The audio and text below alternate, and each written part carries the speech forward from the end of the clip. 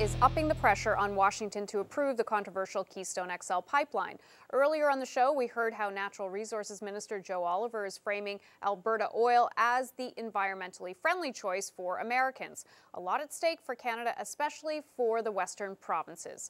Well, Saskatchewan Premier Brad Wall is making his own pitch for the pipeline in Washington. What case is he making? What is his sense of whether the project will get the ultimate green light? Well, joining me now from Washington, Saskatchewan Premier Brad Wall. Thanks for joining us. Hi, Hannah. It doesn't look that bad. There's not too much snow behind you right now.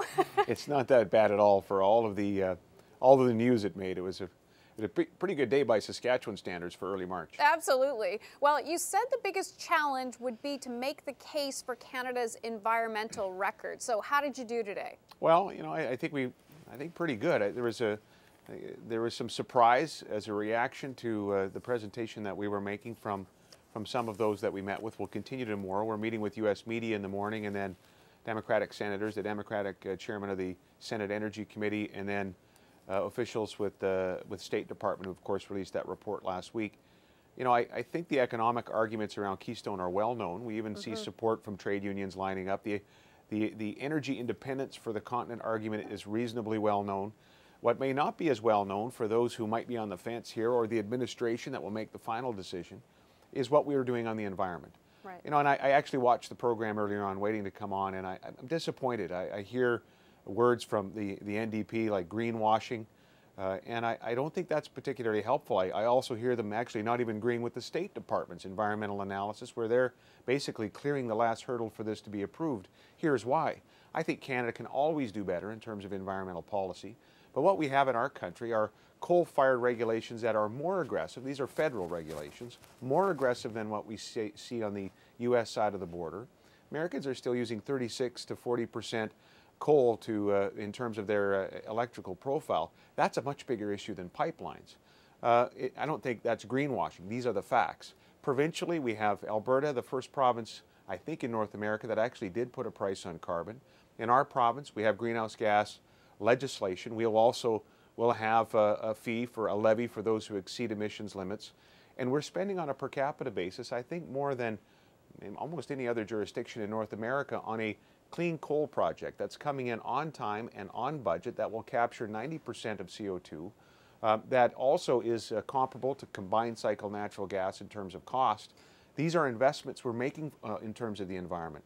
This is a story we need to be telling, admitting that we could be doing more and we should do more in the future and will, but it's a record that does stack up reasonably well, very well, I'd say, versus other places in the world when you combine industry, the provinces, and the federal government.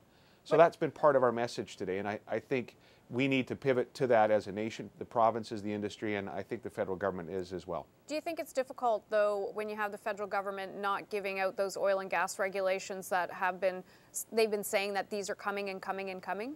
You know, I think the coal regulations are an indication that it is coming. Because again, our regulations are more aggressive in terms of new coal than the Obama administration's regulations are for any new coal. Plus we have leading clean coal technology. These are the facts. And I'll tell you, coal in terms of carbon, in terms of CO2, coal is a much bigger target for the issue for this particular area than oil and gas. Now, wouldn't it be easier, though, if they had those in place to go down and say, look at these regulations we're going to work towards?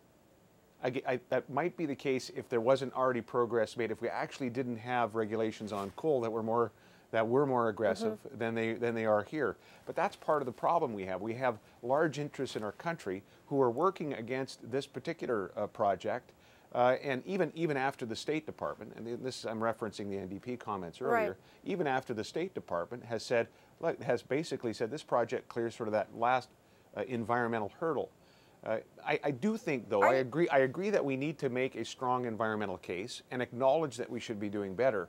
But I think this project, on a prima facie basis, deserves approval. Certainly, it's met the tests that have been applied here south of the border. You spoke mostly with Republicans today, correct? And tomorrow will be much more the Democrat side. That's going to be the tougher sell, correct? Correct. Yeah, that's fair to say. So how are you going to sell it to them? Again, we're going to talk about the environment. I mean, I'm not sure there's a lot of awareness about some of these things that we've just chatted about here, and we have I think we have a compelling story to tell in Saskatchewan, where Sask Power, with the support of the federal government, but principally Sask Power, our Crown-owned utility, is pioneering in the area of clean coal. And it's not an oxymoron. It is going to work in terms of what we know already. It's going to go live early in 2014, and it captures 90%, and we're recycling the water that cools the capture unit. It's attached to an existing coal fire plant, so this should be interesting to the U.S. That have a lot of coal fire plants. You know, there's one particular one in Georgia that's so big, its CO2 footprint is almost, it approximates oil sands CO2. So, you know, we have a bit of a, we do have a story to tell. I do think we need to tell it in a way that's frank and transparent and say, look, we need to do more. Those regulations are going to come, and we need to make sure we're complying with them. But we're serious about the issue, and that'll be part of the message tomorrow. Now, you didn't just have official meetings today. You're in the hallways. You had some kind of pull-asides with people that you bumped into. What would you say you felt was the highlight, or you felt like you were really getting the message across?